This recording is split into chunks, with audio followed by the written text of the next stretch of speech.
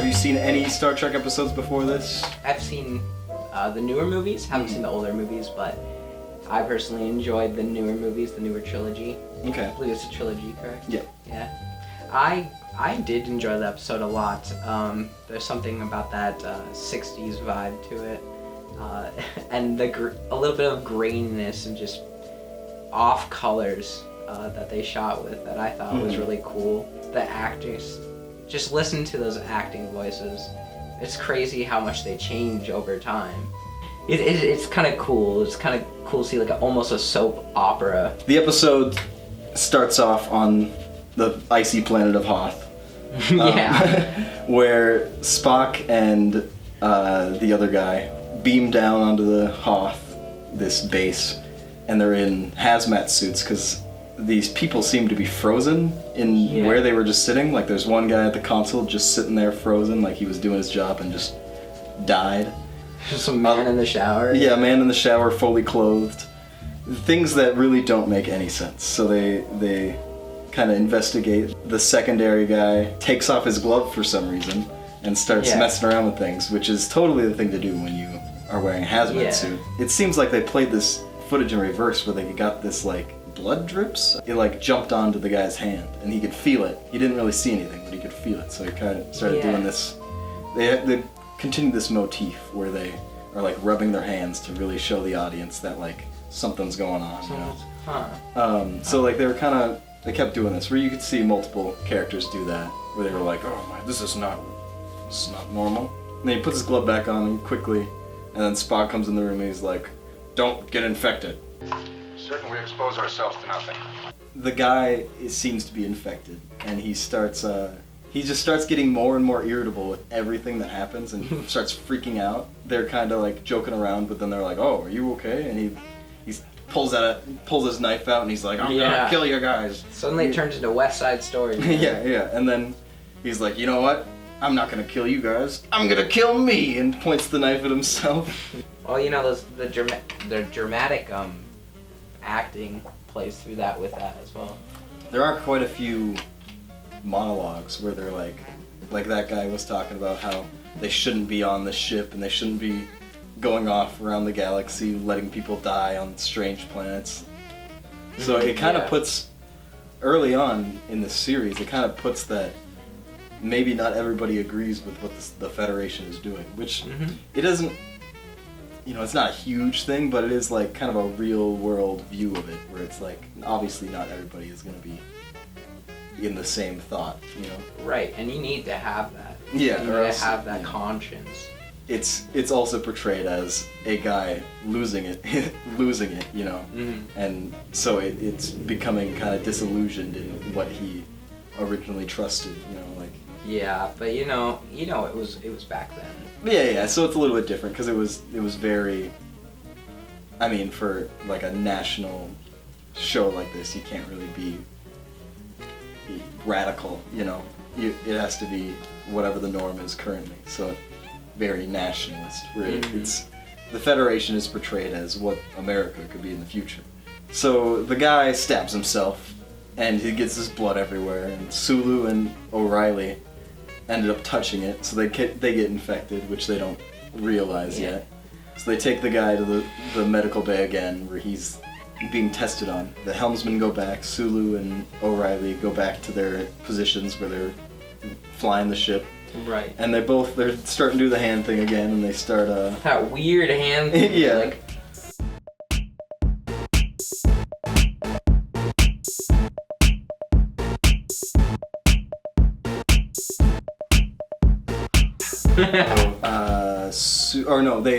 They let the ship kind of just fly down into the, like they're supposed to be maintaining a course around the ship or around the planet. Yeah. And Kirk realizes they're falling closer and closer, like out of orbit and they're gonna crash onto the planet. Yeah. And he quickly just does what they're supposed to be doing in like 2 seconds, and he's like, "Pay attention," whatever he says.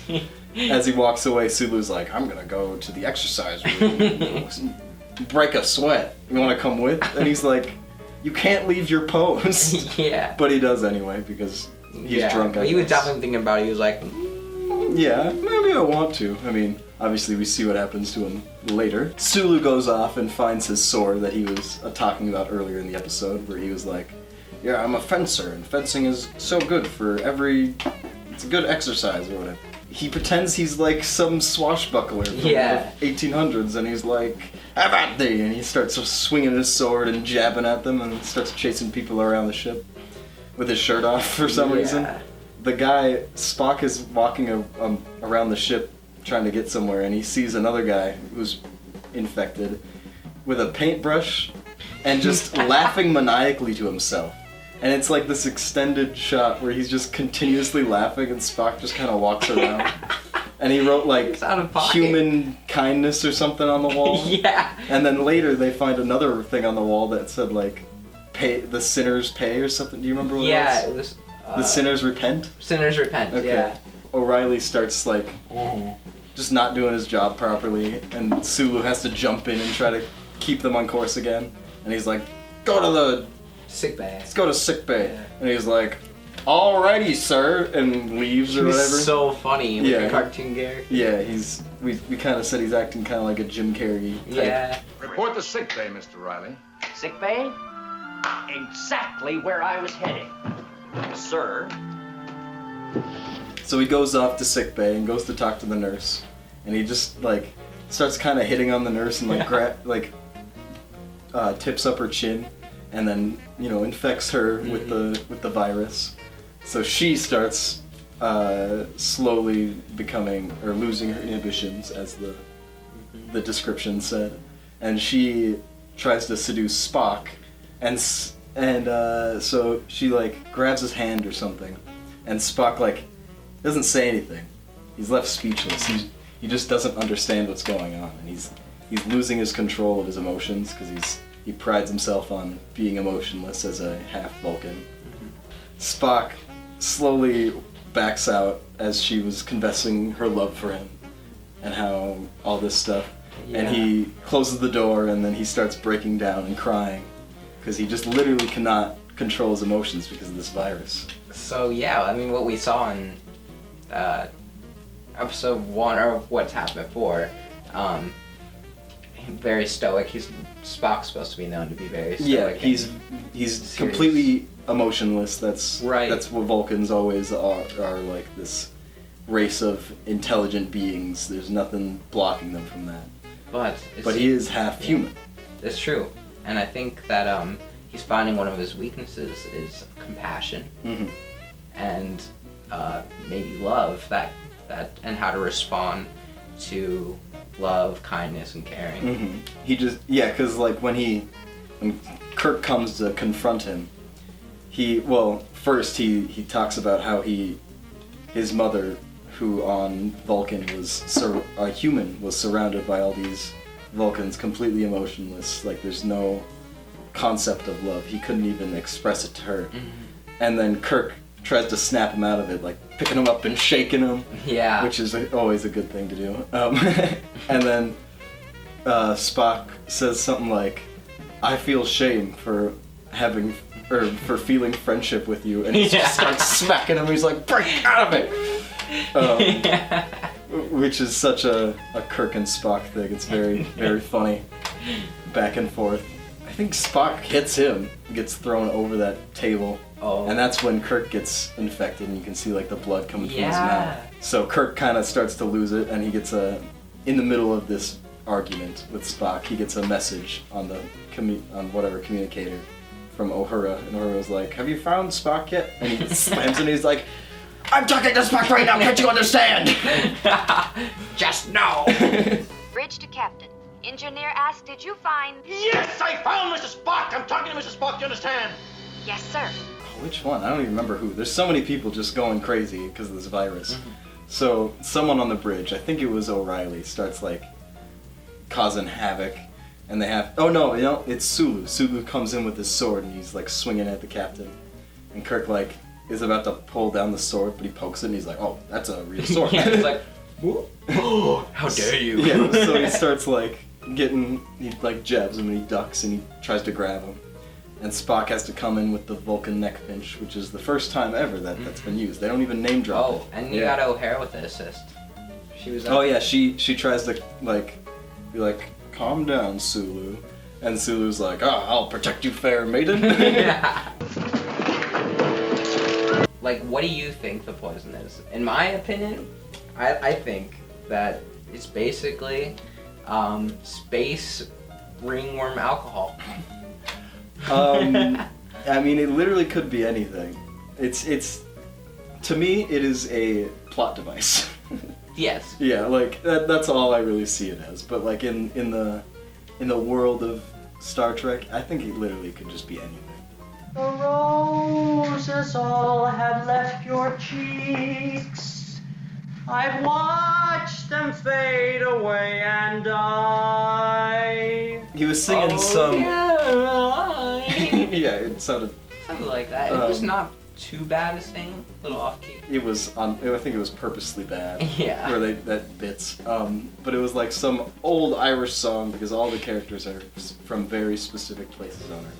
So O'Reilly's the Irish guy, and he's singing his old shanties or whatever, and annoying Kirk over the intercom, where he, because of where he is, he literally has control of everything and can override any communication or anything they can do on the bridge, which is definitely a good way to design your ship. Yeah, one might think you would put up some guards or key axes or something like that. Nah. No? Well, he tricked them. He tricked them. They eventually are able to break in.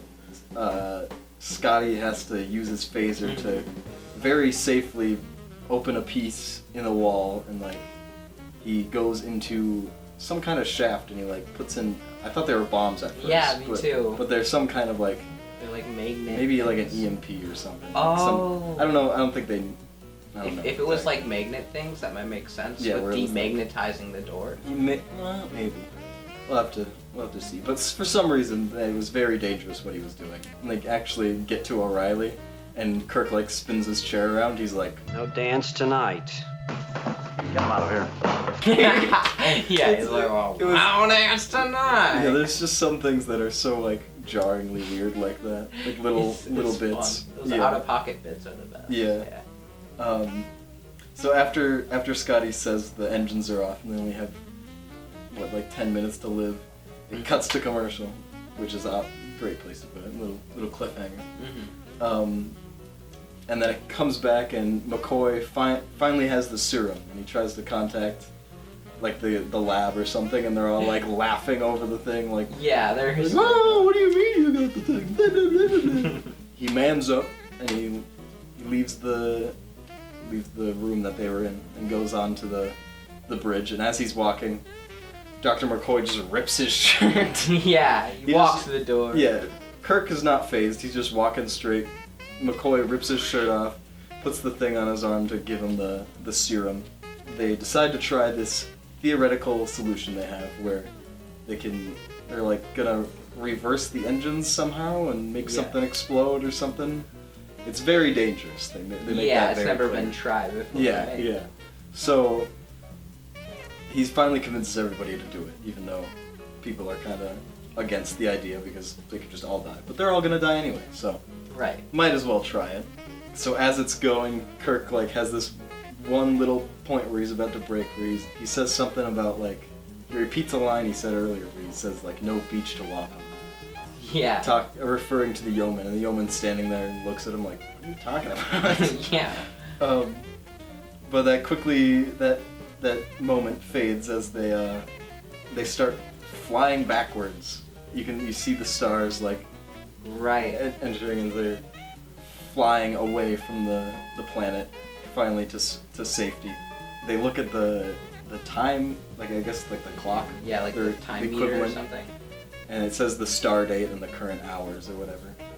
And they realize the clock is literally moving backwards. Yeah. So they just discovered time travel. Yeah, and then he's like, well, Spock whispers in his ear, he's like, Captain, this might be a very interesting discovery. And he's like, yeah, okay, whatever. Yeah, he's like, yeah, we might use it someday. I don't know. That's Warp for, vector 1, sir. that's for future generations. Yeah. Yeah, I mean, with most things, like, if you introduce time travel into some kind of, like, series, it really breaks anything you can do, because the solution is always, we can just go back in time. But in this, they immediately shrug it off like, oh, we did it by accident. Yeah, we don't know the consequences yet. That's true. Yeah, they just have to relive the past 3 days, which they don't really know what that means. Like, yeah. Kirk's like, these are not the last 3 days. I wonder. yeah, he's like, yeah, he says like exactly that. But yeah, it as it approaches the climax, it really spirals down as everybody starts getting infected, and it seems like there's no hope and all that. I think the tension and it building really worked in this episode. Mm-hmm. Artistically, I enjoyed it. Another thing to point out is the sound they use behind it. It's choreographed. Oh, they had like a The specific head turns and everything has a little thing to go with it, so it's not just kind of a little diegetic like when they sound. when they do like the hand thing, there's like kind of like a horror or like a surprise sting or something like that. We can go back in time to any planet, any era. We may risk it someday, Mr. Spock. Resume course to our next destination, Mr. Sulu. Thank you for joining us on this edition of Star Trek Explained. And there's a couple videos sitting right in front of us, one right there, one right here. You have anything to say to the audience before we blast off? Stay in Star School, kids. Enlist now. I'm doing my part too. They're doing their part. Are you? Join the mobile infantry and save the world.